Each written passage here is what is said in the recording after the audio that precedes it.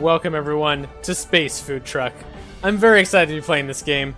I promised that while I was in San Diego, I was going to upload some things that were surprises to the channel.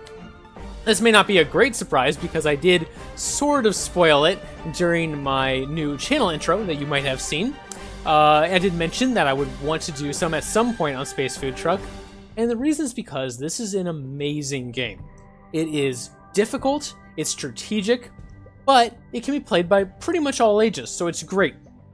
This is one of the very first games that me and my wife played together because it has a variety of difficulty settings which can be scaled depending on who's playing, and it allows you to discuss the entire time what your strategy should be. So you have at least two heads constantly adding input to the conversation, which makes it very, very fun.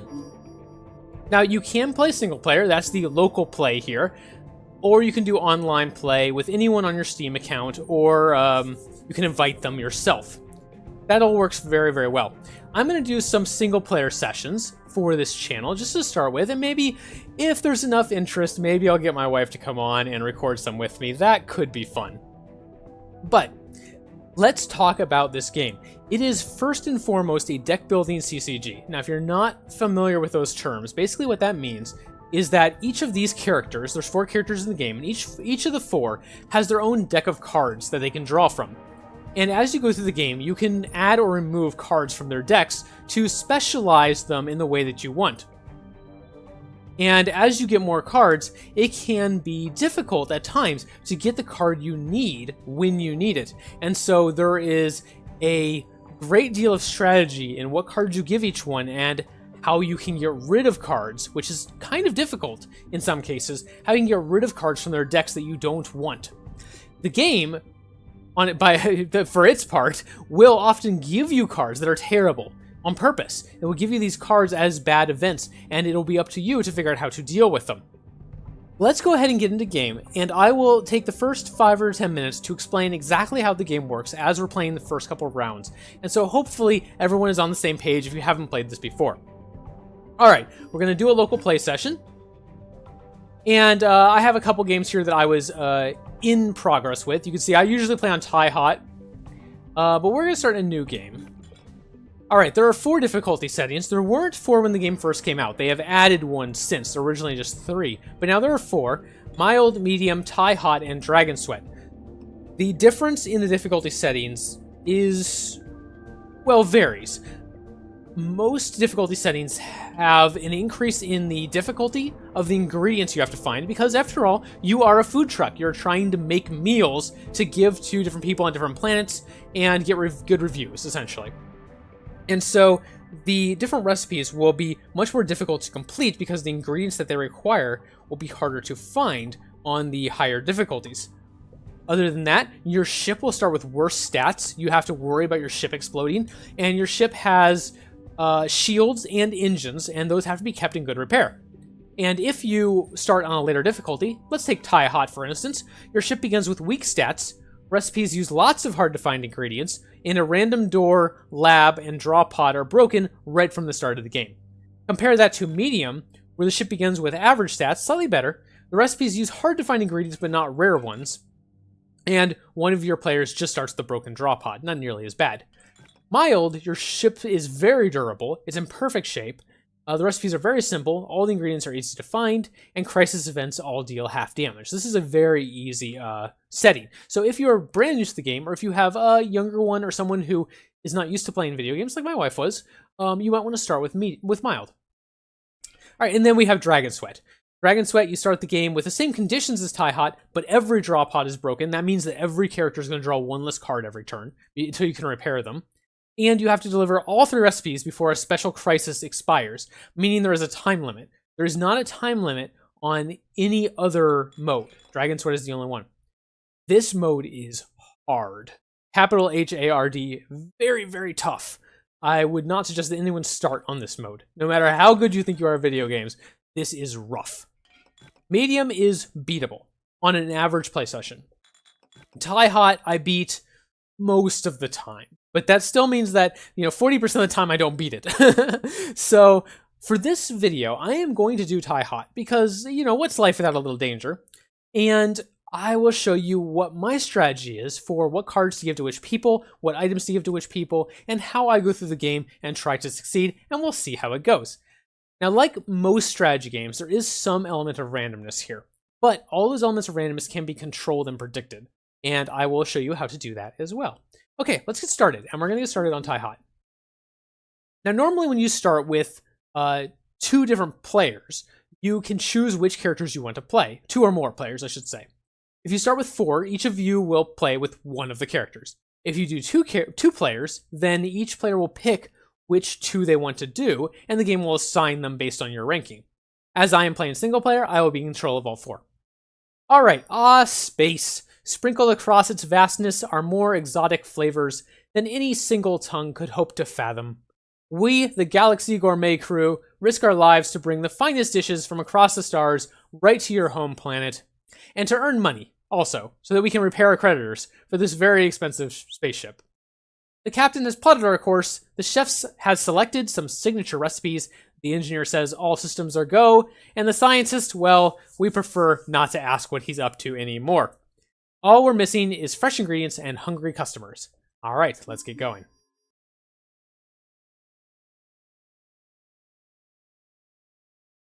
And here we are. Now, every time you start to play this game, you will be in a random spot on a world map, and the world map will be randomly generated, so it's never going to be the same. At the start of every turn, and this is the pilot's turn right now, you can tell because of her profile down here. At the end of every turn, a random event will happen to you. Sometimes they're neutral, and sometimes they're bad. They're pretty much never good. Sometimes they're neutral, sometimes they're bad. In this case, we got a bad one. Not a too bad of a one, though. Cyberpunk. Shouldn't have clicked to that. A bogus link hacks your discard pod, sucking a random card from your hand. Okay, so the captain's going to have 1 less card. So she only has 4. Normally, you draw 5 cards. Normally you draw 5 cards. But she only has 4 right now because she just got that random event.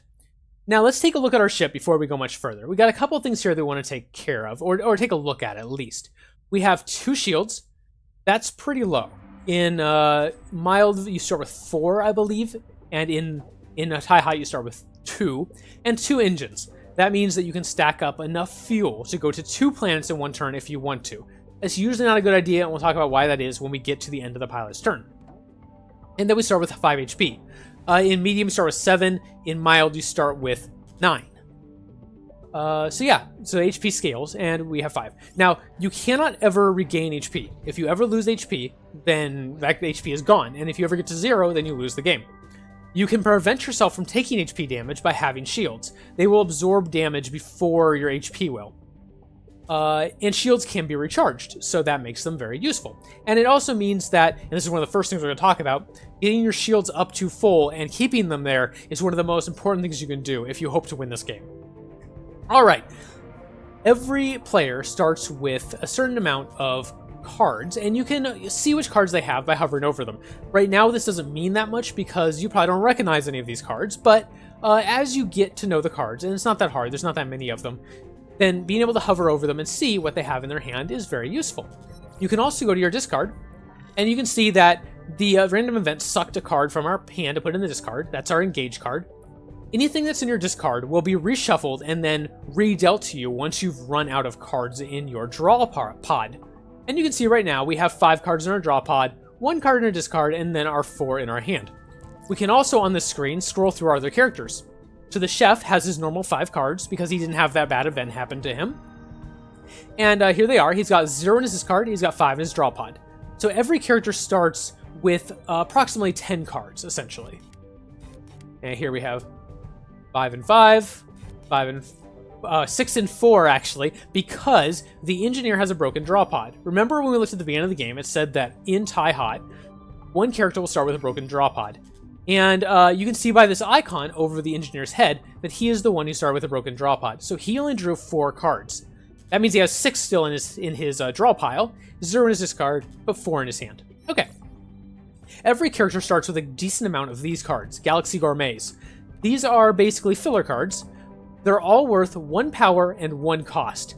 The orange number on a card is its power, and the blue number is its cost. The cost is important because if you add up the cost of all the cards in your hand, that determines what you can buy during your store phase. And we'll talk about the store phase when we get there, don't worry. But for now, just know that Galaxy Gourmet cards are filler cards. Every character starts with a bunch of them, and they all have 1 power and 1 cost. Each character also starts with a number of cards that are unique to their station. So the captain starts with a couple of unique job cards, and this is the engage card. The captain's the only one who can have it, and it lets her move the ship around, essentially. It's not worth any power, but it is worth 1 cost. Cards that you use on a turn continue to be worth their cost. So even if I use this engage card to move right now, I would still have the 1 Starbuck from it to buy stuff with. That wouldn't be a problem. But if I discard a card, then I lose its value. And we'll talk about that a little bit more when there's a good example of it. Let's start with the captain's turn, because that's the easiest place to start, honestly. The captain really has one basic job. You want to move the ship from planet to planet. Why is that important? Well, let's start by playing the engage card. Here we go. We're going to play the engage card, play this with power to charge the FTL drive, and then travel as far as your charge allows. Okay, well right now we have 0 power in the FTL. They'll be orange if you do. So I'm going to play this card with 2 power. Remember I said that these are worth 1, so I've played 2 power here, power charge 2, and we're going to submit that to go to the world map. Or the universe map in this case. Oops, that was... I clicked the wrong button. That's awkward. Derp. That's alright. We will move next turn. No big deal. Okay, so we do have 4 cards still in our hand. You can see we played these 3. And it did charge the FTL drive. I just didn't move anywhere. And that's okay. That's not the end of the world, honestly. But I still have... These 4 cards are still here, which means I do get the value of all of them toward my cash. So I have 4 Starbucks to spend. And here is our store. This is where we can buy new cards for our players. You do not want leftovers. That is the card you don't want. This is the card you buy if you can't afford anything else and you're very sad. The reason you don't want leftovers is it's not worth any money. It's only worth 1 power. So they're worse than your Galaxy Gourmet cards, or your Taste of the Future cards in every way. They're still worth 1 power, but that not having that money really makes a difference because that means you can buy less in the future whenever you draw that leftovers. And that means you have to buy more leftovers, which means your hand just gets inundated with leftovers. And you don't want that. So if you can avoid it, don't buy leftovers. We have the option right now, because we have 4 Starbucks, you pick up the Claw, pull a non-job card from your discard to your hand. That's very nice. Or the Hall Pass, which allows you to move between rooms. And I usually like to buy the Claw for the captain. It's very nice. Alright, there we go. We've bought that card. We can also buy leftovers if we want. That's a terrible idea. Don't buy leftovers if you ever have the opportunity not to. And we're going to end our turn. Now you can see this shop has 4 empty slots now. You refill your shop by traveling to new planets and getting cards from them. We'll talk about that on the next turn when the captain actually gets to move. Alright, we got a Vexel. This is the first of our random bad cards the game is giving us as a random event. This card is worth 0 power and -1 Starbuck. That is insanely bad. We do not want this in our hand ever, so as soon as we can get rid of that, we will. That can be hard to do, especially early in the game, but we'll get there. Alright, and here is the cook's hand. Now, the cook is the one who's responsible for making your recipes. We haven't talked about the recipes yet, so let's go up here and do that. Here are our objectives. Help the chef cook a vegan meat pie to start with. The vegan meat pie requires quantum beans, which is a rare ingredient, and post cheddar cheese, which is a normal ingredient. You can tell because quantum beans is listed as found on a planet, which means a rare planet, and post cheddar cheese is found in most of the shops around the galaxy, or many shops around the galaxy, during the captain's resupply phase when she moves to a new world. So it's not going to be hard to find the cheddar cheese. It's going to be very hard to find the quantum beans, but we'll get there. After he's cooked this recipe, we're going to have to drop it off at world number 1, which will appear on our galaxy map, and we'll look at that in a second. After he's finished this recipe and dropped it off, then we can start working on this recipe, and then we can start working on this recipe. And once we've completed all 3 recipes and delivered them, we win the game. Sounds simple? Let's get into it. Alright, so the cook right now can't do too much. He can't cook because he doesn't have any ingredients. We have to get them. But he can taste test. Play this card to draw 2. Add 1 to your hand and toss the other to your discard or destroy it. This is a great card. This is the only card you start the game with that can destroy other cards. And remember, the cook just picked up a Vexel, so if we get lucky, we'll see it right here. Ah, we did not get lucky. That's okay. we're going to draw this taste test. We want to play it. So here we go. We're going to draw that. And then we have an option of whether we want to discard this Taste of the Future or destroy it. The chef has a bunch of Taste of the Futures to start, just like every class. And they're kind of filling up his hand. So I'm going to go ahead and just destroy this one. I don't care about it. You can see him chomping away on it there. And we're going to do another taste test. 2 more Taste of the Futures. I'm going to just draw one of them, and I'll destroy the other one. There we go. Now you can see we've already thinned the chef's hand by quite a bit. Instead of having 10 cards, he has 1, 2, 3, 4, 5, 6, 7, 8, 9. Now we destroyed 2, but he has 9 because he gained a Vexel. So, and that Vexel is right here in his discard pile. We have 1 card to draw left. That means as soon as we click to the next phase, the chef is going to reshuffle all of his cards and then draw 5. All right, before we have to buy something, what do we want to buy here? The chef rarely has a use for a lot of power. You can see the spun silk here is a very nice card. Gives you 1 money and 3 power, but the chef doesn't use power very much. All he uses it for is to cook, and that's relatively rare to do. Like, it'll maybe happen 6 to 10 times in your entire run. It's not very common, and usually he can get enough power from other items. So I tend to like to give power to the engineer and to the researcher. We'll talk about them when we get to their turn. So for this case, I'm going to go ahead and normally I would buy a hall pass. Because it's a decent card, 1 power, 1 cost. It's not as bad as leftovers, but I can tell because I didn't move on my captain's turn, which was my fault, that I'm going to run out of cards to buy. I'm never going to be able to afford the Exchange-a-tron on this turn. It's too early to have 8 money in my hand. And so I'm going to probably have the researcher buy the spun silk or the engineer, and then have the other one buy the hall pass. And I'm going to give the cook a leftovers. Why the cook? Well, because the cook has the easiest time getting rid of cards early in the game. So I'm just going to destroy this as soon as I can. And for right now, it's not a big deal. All right, there we go. There's my leftovers. And I'm going to end the turn. You have to buy 1 card in the store for each character every turn. That's the rule. All right, let's go to the scientist. We'll move a little faster as soon as we finish explaining everyone's turn, I promise.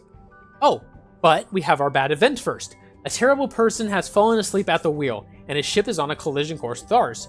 Discard 2 power to honk, or he clips our ship for 1 damage. All right, now we have the engineer coming up next, right? The way that this always goes is in this up and down order. Pilot first, cook next, researcher next, and then engineer, and that's always the order every game will be in. So I know I have the engineer coming up right after this. So I can discard 2 power, or I can take 1 damage. We do have 2 shields, so I'm going to take the damage. My main reason for that is because if I wanted to discard 2 power, I wouldn't have as much power left in my hand to do something on this turn. And it's very important to get your research done as soon as possible. Late game, especially in the very late game, the scientist is more of a card sink. He doesn't do too much, he kind of just sits there, and so I tend to dump junk cards onto him. But early in the game, he's one of the most important characters. You need to get your research done as soon as possible. So we're going to take the damage. And there you go, you can see we've lost 1 shield. No big deal. Alright, now, let's take a look at what we want to do with the scientist. He has 2 job cards in his hand, Research and Foresight. Foresight, for every power you play with it, allows you to look behind a locked research node in the lab, and basically it lets you tell what card you will unlock if you research that node. That's cool, and we will use that if we ever get an opportunity where we have a Foresight card and not a research card. But we have research, so we're just going to go ahead and do research. And I'm going to charge it as much as I can, all the way to 3 power. And then we're going to go to the research bench, and here it is. Now, one person's research bench is currently broken. The captain's. That's okay. That just means we can't research anything from there until we've fixed it. Clicking on one of these nodes will reveal a card for a character. Doesn't really matter at this point which character based on cost, because all of them start with 2. But I highly recommend unlocking the engineer's cards as soon as you can. In my experience, having the engineer cards available sooner lets you stay alive, which is somewhat important. Now, I'm going to cancel this real quick because all of these cost 2 and mutation costs 2. Mutation is something you can do if you don't have enough power to unlock a card. And we have 3 points. That means we're actually wasting a point here because we'll spend 2 to unlock a card and then we'll have 1 point left, and that's a waste. Let's cancel out of this real quick and let's do 1 Foresight first. There we go. Now we can click on any node we want, and it will tell us what's underneath it. So I'm going to check out one of the engineer's cards. Let's check this one. Ah, Exterminator. That's a great card. Exterminator is a card that allows you to destroy a Vexel anywhere in the game for each power you play with it. Really nice for thinning your hands of those annoying Vexels. Very nice. But that's not what I want early. Now I'm going to charge my Racer Charge to 2. And I know where that is, and that's going to be nice later. But that's not what I want right now. Right now I'm looking for either Duct Tape or a Wrench. So Duct Tape is a card that you can play that will just fix 3 things on the ship. You don't have to do anything else. You just play it, you fix 3 things, it's great. The Wrench is the card the engineer has to play in order to fix things normally. And having more of those is always good. So let's see if we get lucky. We did. There's our trusty Wrench. Okay, from anywhere on the ship, play this with power to fix broken items. That's probably his most valuable card, and if you can pick up this Wrench early, that means he has 3 to start with instead of 2, and that can make a big difference when you're trying to get the ship back into tip-top shape. Alright, let's go to buying, and I am going to buy the Silk for the engineer. Now I know, I have some people who I know who play this game who love giving the power to the engineer first. I don't like that as much. I want to get those research cards unlocked as soon as possible. I think it's the most important thing you can do, and so I'm going to give it to the engineer. There we go. End my turn. We'll see what bad happens on the engineer's turn and go from there. All right, here's the engineer. Draw an extra card. Hey, that's one of the few good events you can get on your turn. Awesome. Okay, now unfortunately we drew another trusty Wrench, which isn't helpful because you only need 1 on any given turn, but okay, it's cool.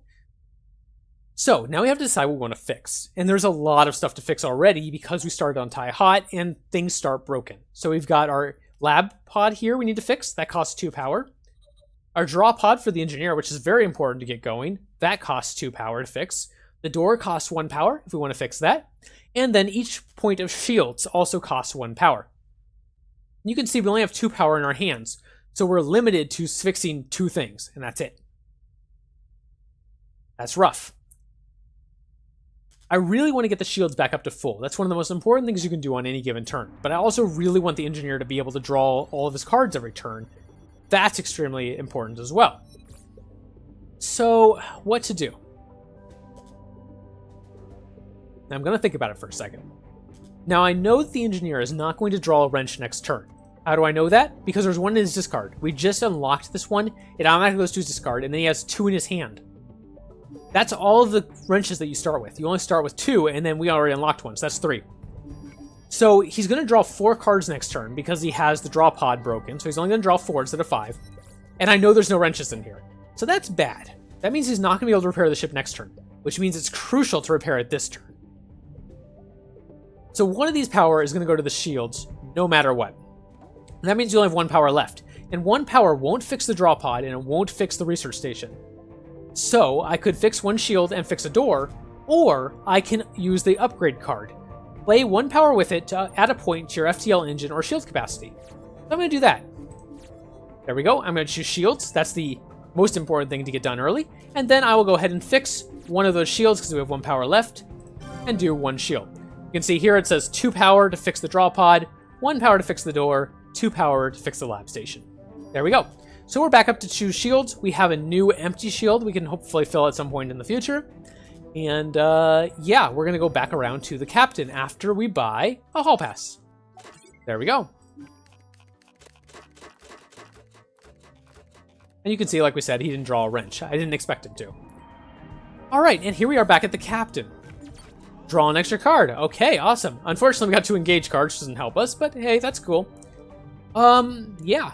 So we're going to start with her other captain card that we haven't seen yet. Ask Around. Play to reveal a clue for 3 unvisited planets. This card is great because it requires no power to play. Just play it, and we get to look around. So, let's look around here. And we are on the very edge of the galaxy, you can see. And here is our first planet. This is the planet that wants our vegan meat pies.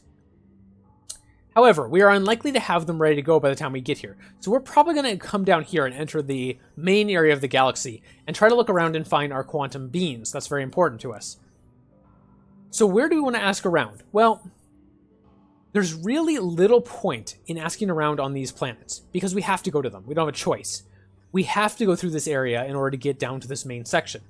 So knowing what's at these is not going to help us very much. We're going to have to go through them anyway. But once we get to here, we have a couple of ways we can go. We can go here, we can go here, and then we can choose whether we want to go down to these nodes or down to these nodes. So knowing what these have could change where we decide to go. That's very important. So let's start with here. Eureka. Okay, now again, here's an opportunity where you're going to have to learn a little bit about what these events do, but I'm going to help you with it. Don't worry. Eureka is a great event. If you have the choice to go to it, go to it. All right, let's check out some others. A sure thing. That's also a good event. And technically stealing. Again, a good event. So a sure thing is an event that tells you where an ingredient is in the galaxy. So you know where one of your food items is. That's awesome. Your technically stealing will allow you to refill some of your fuel or some of your shields by either swiping power from a satellite or swiping fuel from another ship. So it's a good event for you, bad event for someone else. And then Eureka, I believe allows you to unlock a card for free from your scientist's research station, which is amazing. It's one of the best events. So we're going to head down here and go to Eureka as soon as we can. Right now, we have 2 FTL, so we could go to 2 planets if we wanted. We go... Oh, we're done with Ask Around. 1 second. Go back. Play Engage. Here we go. Submit. We're going to just play it with 0 power because we already had full FTL. And we can go here if we want, and then we can go to this planet if we want. However, every planet you go to has a random event. Once again, those events can be good, but most often they're bad. So going to more than 1 planet at a time is generally not a good idea. So we're just going to go to this first planet. And punch it. And here we are at Advanced Eldry. Oh, good. This is a good event. This is a sure thing. We just talked about this because we revealed it at another planet. There's an exotic ingredient blueprint being broadcast not far from here. Could be something we need for today's recipes. Very nice. And they're going to show us that down here is where we can pick up quantum beans. That's great. We're going to go there right away. We want those quantum beans so we can make our first recipe. Very nice. And then we're going to dock the ship. And here is the new blueprints we've discovered at this planet. You will discover 5 new blueprints at every planet, and you can decide which of these you want to add to your ship's Zap Mart. Now in this case, we're going to take them all, because we have empty slots for all of them. Unfortunately, all of these are pretty expensive. 6, 6, 6, 6, and a 3. That's a little unfortunate. Very few of our crew members can afford a 6-cost item at this point in the game, which means a couple of them may end up spending leftovers, which I don't like the idea of. But we will resupply, and I'm going to engage again. I might as well. And I'm going to refill the power by 1, so this goes back up to 2. And in this case, I am going to go to another planet. And I'm going to go to that other planet because I'm worried that the items we currently have in our shop are too expensive. And I'm going to try to find some cheaper ones. I think that's worth risking the bad event. Ah, very nice. Another good event. Mark 1 off. You chat with a fellow captain at a local spaceport. He doesn't know anything about exotic ingredients, but he will give us some details about a nearby planet. And he's going to tell us that Eureka is at this next planet. Well, that's amazing. We'll definitely go there, but we're going to wait. We're going to go there next time. Let's dock the ship. Excellent. Okay, we have some cheaper ingredients here, including post-cheddar cheese, which we need for all 3 of our ingredients. Look at that. There, and there. So we're definitely going to grab that cheese. We don't need a turnip for any of our recipes, but it is a very cheap item that is worth 3 Starbucks, which is good. Like, that's really good. And could be handy to have around, as opposed to some of these very expensive items. So I think I'm going to get rid of the X-ray burnalizer to make room for a cheaper item. And I'm going to grab the raw silk. And then I will probably get rid of Exchangeatron because it's 8, which is very expensive. And I will grab the dark turnip. Having these items available in our shop not only means that we have more things for people to buy when they don't have a lot of money, but it means they will have more money later because these items are worth 3 Starbucks just by themselves. Very nice. All right, I feel better about that. And we have a couple power left, but that's okay. We'll just leave it there and go to the next phase. Now, the captain actually has 6 cash, which is great. 6 Starbucks. What do we want to buy? The Enriched Econium is a great card for the researcher or the engineer. This card gains 2 power for each silk in your hand and 2 worth for each ingredient. Worth being the money, essentially. I tend to give a lot of silk to the researcher and the engineer, so I also like to give the Iconium to those people. Claw of Duty is the card I love to give to the captain. Play to pull any card, including job cards, from your discard into your hand. If your captain ever gets to the point where she doesn't have an engage card in her hand, you can be in real trouble. Because if your shop is empty, you have to buy leftovers for an entire turn until you hope she draws a movement card again. Having a Claw of Duty in your deck means it's a lot easier to get those engage cards out of your discard when you need them. So I love to give those to the captain. Alright, end the turn. And she did draw an engage card, which is very good. We won't have to worry about it next turn. That's great. And we're on to our chef. Cosmic Raid. The lab's computer takes a few stray cosmic rays, scrambling one of our research stations. If they're all busted, we take a damage. They're not, but we can't research the engineer's cards anymore. That's really bad, and we're going to want to fix that as soon as possible. Alright, meanwhile, we have the chef. Now, the chef can't cook anything right now. We don't have any ingredients in anyone's hand. They're all in the store right now. But he can taste test, and we'll draw 2 cards to look at. Hey look, there's those leftovers we talked about, remember? So we're going to draw Taste of the Future, and we're going to destroy that leftovers card. There you go. So remember that leftovers card we pulled last time because we were worried about not having enough money to buy the other stuff? It's already gone. We've already solved that problem. Great. Let's move to the next phase. And, of course, the chef would love to have some of these ingredients cards. They're great for him. So we're going to go ahead and give him the post cheddar cheese. He's going to need that for his first recipe. And that might let him cook sometime in the near future, which would be nice. Alright. We're going to go to the researcher. There's another Vexel. We'll have to take care of him at some point. Alright, here's our researcher. And we've got a crisis. This is our first crisis. A rip in space-time opens in the lab, and through it steps the scientist's mustachioed doppelganger. He quickly begins building something and refuses to answer any of our questions. The captain and the scientist have 12 turns to reach the lab and confront him, or the ship takes 2 damage. Alright, so you can see that appear here. Basically, both of those characters need to be in that room for any amount of time, and that crisis will be automatically solved. That doesn't sound like a big deal, right? Well, you need a hall pass to move, first of all. And then even if you have one, if one of these doors breaks and you're trapped, then you can't do any of your job cards, and that can be a real problem. So the easiest way to solve most crises is to play a Diploma Bot, which is a card that will solve a crisis for you. We don't have any of those yet, so we might have to solve that crisis on our own. If it does end up going off, if we wait 12 rounds and it goes off, then we take 2 damage. And each character's turn is a round, so that will come relatively quickly. So we'll have to watch that. Okay, scientist. Scientists can research. Cool, let's do that. Now, I know that having 3 power is useless right now. We don't have anything that costs 3 power except for on the engineer's row, but the engineer's row is broken, so we can't buy that. So we might as well just have 2 power. That's fine. And we'll go ahead and either unlock... We could unlock something for the scientist, we can unlock something for the chef, or we can mutate a card. Add 1 power to a card in anyone's hand permanently. That can be really good, especially early on. If you can mutate like a wrench for the engineer so he always has a power to play with it, it's great. I'm not too worried about that right now because I know the engineer doesn't have any wrenches in his hand. So instead, let's unlock a card for the scientist. How about this one? The Mimicube. The Mimicube is a great card. This card allows you to mimic any non-specialized card in any other player's hand. It's amazing. If you're missing power, you can go mimic some power from someone. If you're missing a hall pass, you can go mimic that. If you need to draw, you can go mimic a draw card. It's great. This card is amazing. Alright, there we go. And we can't research anything else for 1 cost. There's no point. Let's just go to our shop. And we'll pick up another silk. Why not? Alright, end our turn. And then go to the engineer's turn. Now the engineer, like I said, does not have a wrench in their hand. Fortunately, we got very lucky so far and have not taken any damage. Cyberpunk, shouldn't have clicked that. A bogus link hacks your discard pod, sucking a random card from your hand. Alright. Okay, he lost a power. No big deal. We didn't take any damage. That's amazing, because we were in real trouble if we took any damage this turn. But we can upgrade the ship. Let's do it. And we'll get another shield. So now we have another shield slot we can hopefully fill at some point in the future. We still have 3 costs left in our hand. That's good. That means we'll be able to buy something. And I'm going to buy the Vega... No, I'm going to buy the turnip. And the reason I'm going to buy the turnip is we don't need it for any of our ingredients.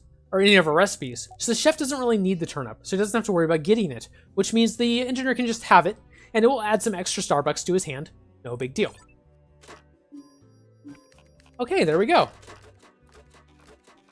There, and now he draw two of his wrenches, so we'll be able to repair a little bit next turn at least. And we got another Vexel for the captain. Poor captain. And here we are around to the start of our turn again. Alright, now, I am going to call it quits here. Hopefully this was a good introduction to the game for those of you who've never played it and want to know what was going on. For those of you who are familiar with the game, we're going to get into it in earnest next episode. I really hope you enjoyed this game. I love it. I hope you're going to enjoy watching it. If you did, put a like on it. Really helps me know what people enjoyed and what to make more of. And I'd really like to be able to make more of these if you guys enjoy them, so let me know. And please subscribe if you would like to see more like this in the future, or more of my Renowned Explorers, or anything. If you'd like to see more from me in the future, please subscribe. It really helps.